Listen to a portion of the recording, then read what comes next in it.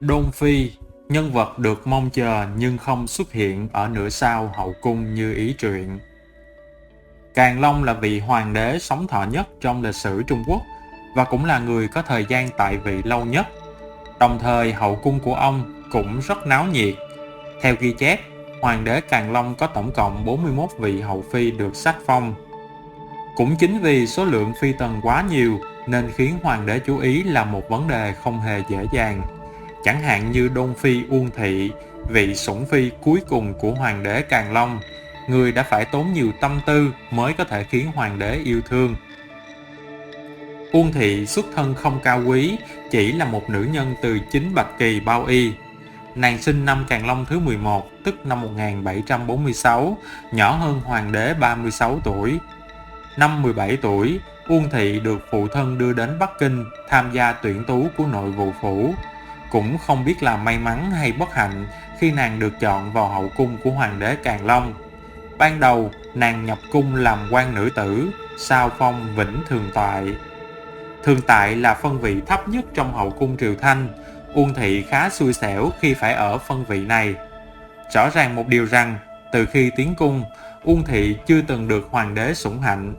Một người sống lặng lẽ như vậy rất có thể sẽ giống như hàng vạn nữ nhân hậu cung khác, không được ghi chép trong sách sử, cuối cùng sẽ bị lãng quên trong dòng chảy của thời gian.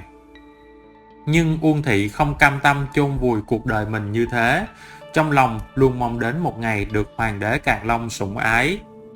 Uông Thị tương đối thông minh, biết bản thân thấp cổ bé họng, khó có thể khiến hoàng đế chú ý. Do đó nàng đã nghĩ ra một kế sách đặc biệt, tập trung tấn công vào mẫu thân của hoàng đế Càn Long, Sùng Khánh, Hoàng Thái Hậu. Càn Long là một hoàng đế hiếu thảo, mẫu thân nói gì cũng tuân theo. Có một lần Sùng Khánh Hoàng Thái Hậu nhắc đến một ngôi chùa cổ xưa cần phải tu sửa ở phủ Thuận Thiên. Hoàng đế không nói gì mà lập tức cho người đi giải quyết. Có thể thấy được trong tâm can của hoàng đế luôn có một vị trí cao dành cho Sùng Khánh Hoàng Thái Hậu. Uông Thị bắt đầu lấy lòng Sùng Khánh Hoàng Thái Hậu, một lòng một dạ phục vụ bà. Cuối cùng dưới sự chỉ điểm và dạy bảo của Sùng Khánh Hoàng Thái Hậu, hoàng đế đã để ý đến sự tồn tại của Uông Thị. Ông không nghĩ được rằng trong hậu cung của mình có một nữ nhân xinh đẹp hiền thục như Uông Thị. Tình cảm của hoàng đế Càn Long đối với Uông Thị có thể xem là nhất kiến chung tình. Năm Càn Long thứ 33, hoàng đế tấn phong nàng thành quý nhân. Tuy nhiên, vì một nguyên nhân không rõ mà sau đó, Uông Thị bị giáng xuống phân vị thường tại, tức là trở về vị trí ban đầu. Tháng 1 năm Càn Long thứ 36, Uông Thị phục vị quý nhân. Đến tháng 6 cùng năm, nàng lại bị giáng làm thường tại một lần nữa.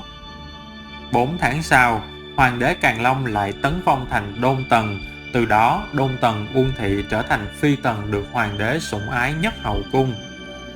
Năm Càn Long thứ 39, Uông Thị tiếp tục được thăng thành Đôn Phi. Năm Càn Long thứ 40, Đôn Phi hạ sinh Thập Công Chúa, vị công chúa cuối cùng của hoàng đế Càn Long. Về sau, Thập Công Chúa được phong thành Cố Luân Hòa Hiếu Công Chúa. Dù là con gái do một phi tần sinh ra, nhưng vẫn được ban phong hiệu Cố Luân Công Chúa chứ không phải Hòa Thạc, danh hiệu chỉ dành cho con gái của hoàng hậu. Hoàng đế từng than thở với Thập Công Chúa rằng nếu con là một hoàng tử chắc chắn ta sẽ lập thành trữ quân. Câu nói này cũng chứng minh sự yêu thương của hoàng đế đối với người con này. Nhưng vì cả hai mẹ con Đôn Phi đều được hoàng đế sủng ái, khiến nàng trở nên cao ngạo, không biết trời cao đất dày, cuối cùng dẫn đến bi kịch. Năm Càn Long thứ 43, Đôn Phi Uông Thị lỡ tay đánh chết một quan nữ tử. Dù người này đảm nhận công việc phục dịch, nhưng cũng xuất thân thượng tam kỳ Bao Y, địa vị không hề thấp kém. Sau khi Càn Long biết chuyện, ông vô cùng tức giận, muốn xử lý Đôn Phi Uông Thị thật nghiêm khắc, nhưng vì Thập Công Chúa nên chỉ giáng Uông Thị thành Đôn Tần. Uông Thị cũng bị buộc phải bồi thường cho gia đình người mất. Một thời gian sau, Uông Thị đã phục hồi phong hào Đôn Phi, nhưng đã bị hoàng đế lạnh nhạt. Những năm về sau, hoàng đế dần cắt giảm ban thưởng trong thọ thần của Đôn Phi.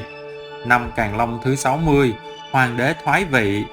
Năm Gia Khánh Nguyên Niên, Đôn Phi chậm trễ thỉnh an Thái Thượng Hoàng, bị trách cứ công khai, hủy bỏ ban thưởng bạc hàng năm.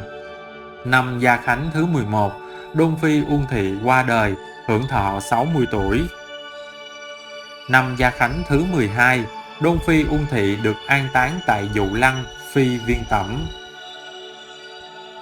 Trong nguyên tác Hậu Cung Như Ý truyện có đoạn nói về Đôn Phi như sau. Như vậy xem ra, Hoàng Quý Phi cũng chỉ giống như một người quản gia của Tử Cấm Thành này mà thôi. Trong nguyên tác, Uông Phù Chỉ vốn xuất thân là cung nữ của ỷ Mai Viên, người có gương mặt rất giống Như Ý, được Hải Lan cài vào chỉ vì mục đích muốn cho mọi người nhìn thấy dáng vẻ Phù Chỉ mà nhớ đến Như Ý đã từng tồn tại ở Tử Cấm Thành. Thế nên Phù Chỉ được hoàng đế sủng ái, ban giật khôn cung. Chuỗi ngày Phù Chỉ được sủng ái là chuỗi ngày mà Yến Uyển ở vị trí Hoàng Quý Phi chịu nhiều hù dọa. Bởi vì dáng vẻ khi Phù Chỉ ở bên cạnh hoàng đế rất giống những ngày Như Ý thịnh sủng, Yến Uyển không thể không sợ. Phi tần Mông Cổ được hoàng đế miễn thỉnh an Hoàng Quý Phi. Hải Lan chưa từng xuất hiện ở Vĩnh Thọ Cung. Hương Kiến cùng Phù Chỉ lúc đến lúc không. Nhiều năm về sau, Yến Uyển vì sợ hãi mà sinh ra tâm bệnh.